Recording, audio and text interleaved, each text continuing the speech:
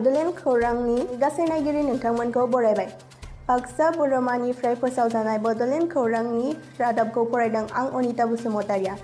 दिनैनि गाहाय रादाबफोरा जादों बाक्सानि बाथौफुरियाव खुंगा 8थि उसु खेला। मिरु एबसुआ गुवाहाटी बाथौफुरियाव गेलेमु आयदानि सायाव जर'खा सावराय मेलखौ खुंलांबाय।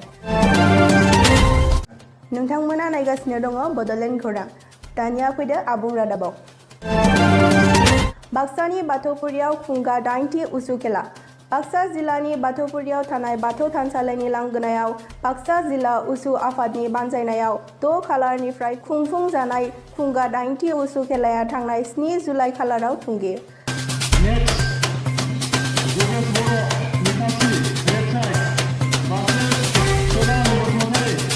जिल्लानि दाब दाब उसु क्लाबफोरनिफ्राय गासै सान 123 गेलेग्राफोरा बाहागो लानाय बे खेलाखौ बेखेवनानै होयो बिटिसिनि गेलेमु बिफाननि एएम दनेश्वर गयारिया।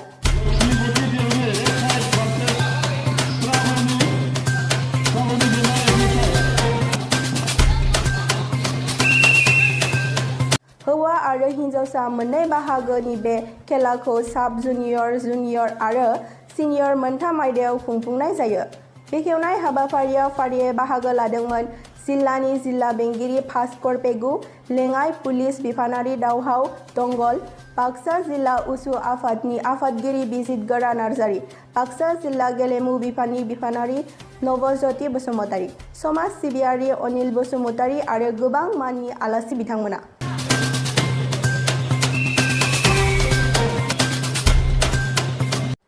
बाक्सानिफ्राय बिनय कुमार बर'नि रिपर्ट बड'लेण्ड खौरां। मिरु एबसुआ गुवाहाटी बाथौफुरियाव गेलेमु आयदानि सायाव जर'खा सावराय मेलखौ खुंलांबाय। दानि जुगा प्रफेसनेलिज्मनि जुग, जे गासैबो गथ'नि खर'आव जों प्रफेसनेलिज्म एटिट्युड सोनो हानांगोन। प्रफेसनेलिज्म in the sense which involve earning. मिरु एबसुआ थांनाय 7 जुलाइआव गुवाहाटी बाथौफुरिनि बर' थुनलाइ आफादनि नब्लांआव गेलेमु आयदानि सायाव जर'खा सावराय मेलखौ मोजाङै मोजां खुंफुङो। आर्चारिया मोननै माबा जायो, मोनसे इन्डियान स्टाइल, बेयाव हौवानि फोरलाखौनो इउज खालायो आरो रिकार्डआ जाबाय बे मडार्न इन्डियान स्टाइल। बे इन्डियान स्टाइल बे एज ए इन्ट्रोडक्टरिल' मोजां, खिन्थु लासैनो माने स्टेट लेभेलाव डिस्ट्रिक्ट लेभेलाव बे रिकार्डआव फैबाय थानांगोन। बर'नि उन जोलैफोरनि उन जिउखौ नोजोर होनानै साबसिननिख्रुइ साबसिन खालामनो गिबि खेबनि थाखाय गेलेमु आयदानि सायाव जर'खा सावरायनाय मेलखौ मिरु एबसुआ लानाय जायो। खिन्थु बे साब्रै प्लेयारा जेरावबो जायगा मोननाय नङा आरो बे दिना दा फैबाय। गोदोनि दिनाव गेलेनायजोंनो साख्रि मोनदोंमोन, सार्टिफिकेटआव गनायामोन, डेट अफ बार्थ लिरनाय थायामोन सार्टिफिकेटआव। खिन्थु दानि जुगाव सार्टिफिकेट। बे जर'खा सावराय मेलखौ मासि लानानै दैदेनदोंमोन एबसुनि गाहाय नेहाथारि लरेन्स इस्लारिया। सावराय मेलाव गाहाय सावरायगिरि महरै Lakshmibai national institute of physical education, तेपासिया सनापुर गुवाहाटीनि हांख्रायजानाय बिबुंगोरा देवन डक्टर बिश्वजित बसुमतारिया। खिन्थु लासैनो माने स्टेट लेभेलाव डिस्ट्रिक्ट लेभेलाव बे रिकार्डआव फैबाय थानांगोन, नङाबा रिकार्ड माने एसे कस्टलि, दा एकाडेमिक सेटआप खालामबाथ' माने रिसोर्स। बुंथिगिरि महरै माननि आलासि डक्टर मन्टु बर' लेङाइ बिबुंगोरा department physical education and sports Dibrugarh university, बिथाङा नुजाथियो।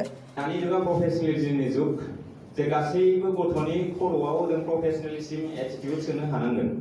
प्रफेसनेलिज्म in the sense which involve earning. बे हाबाफारियाव गेलेनायनि सायाव गेलेनाय मोनसे जिउ खुंनायनि राहा लामा, जोंहा माबोरै सोमोन्दो दं आरो बर'फोरा गेलेनायाव बेसेबां आवगायखो आरो माबोरै खाबुखौ लानो हायो बेफोरनि सायाव गुवारै बुंथिगिरिफोरा बिबुंथि लाखियो।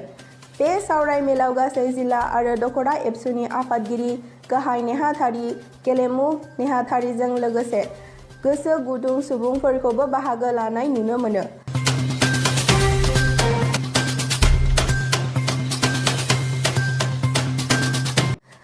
मख'नो गोनांदि खथाया फिसा जानायनि जाहोनाव बाहागो लागिरिफोरा माखासे खथानि बायजोआव नो थानानै सावराय मेलाव बाहागो लानांगौ जायो। बे सावराय मेलाव गासै सा 400निबो बांसिन सुबुंफोरा बाहागो लादोंमोन। उदालगुरिनिफ्राय साबाय बर'नि रिपर्ट बड'लेण्ड खौरां। बड'लेण्ड खौरांनि गासै नायगिरि नोंथांमोनखौ फिन साबायखर बावनानै दिनैनि रादाबखौ बेखिनियावनो फोजोबनाय जाबाय। गोजोन्थों।